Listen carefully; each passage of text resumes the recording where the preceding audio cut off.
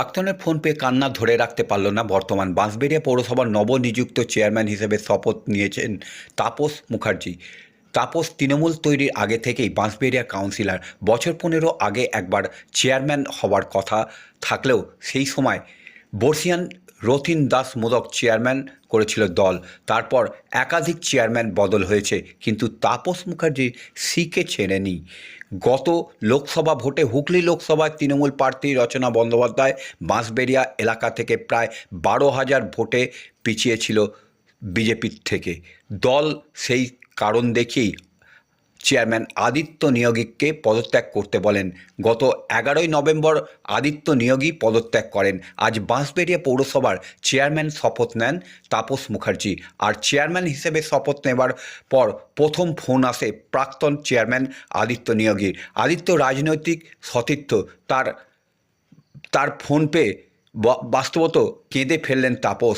সাংবাদিকদের সঙ্গে কথা বলতে গিয়ে আবেগ আপ্লুত হয়ে পড়েন।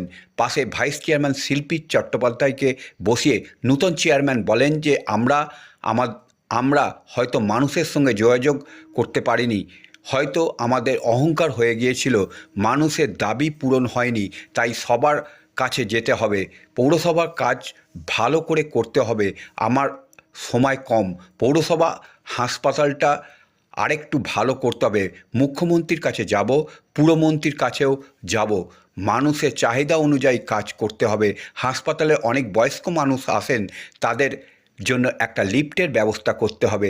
আশা করি সবাই সহযোগিতা পাব। সব দলেরই কোন্দল আছে, আমাদের সেসব ওভারকাম করতে হবে বলেই তিনি প্রতিশ্রুতি দেন।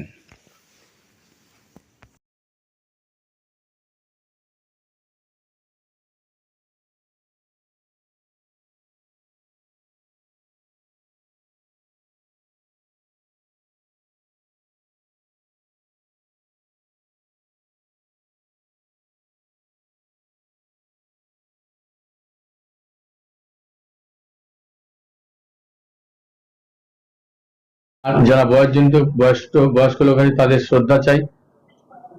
আমার সমবয়সী আমার অনেক স্কুল ফ্রেন্ড আজকে এসেছিল, পাড়ায় আমার যারা বন্ধু বান্ধব যারা আমাকে এই উত্থানে সহযোগিতা করেছে, এবং সর্বোপরি আমার যারা হিতাকাঙ্ক্ষী আছেন, হিতাকাঙ্ক্ষী হিসেবে আমাদের অনেকেই আছেন, তাদেরকে নিয়ে আমি তাদের আশীর্বাদ, ভালোবাসা, শুভেচ্ছা নিয়ে আমার পথ চলা শুরু হলো।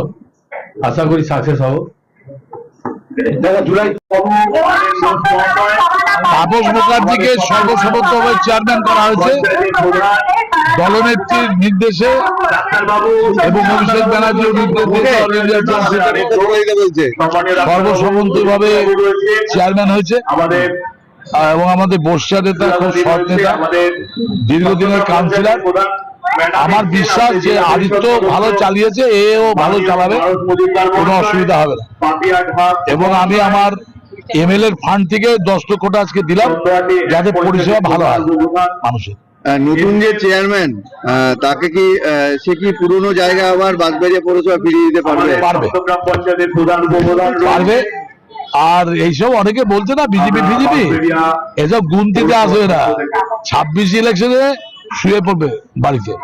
গতবারে বোর্ড একটা প্রাক্তন চেয়ারম্যান বিরুদ্ধে একটা মামলা করেছিল 2022-এ। একটা বোর্ড কাউন্সিলর বোর্ড ডিসাইড করে একটা প্রাক্তন চেয়ারম্যান বিরুদ্ধে মামলা করেছিল।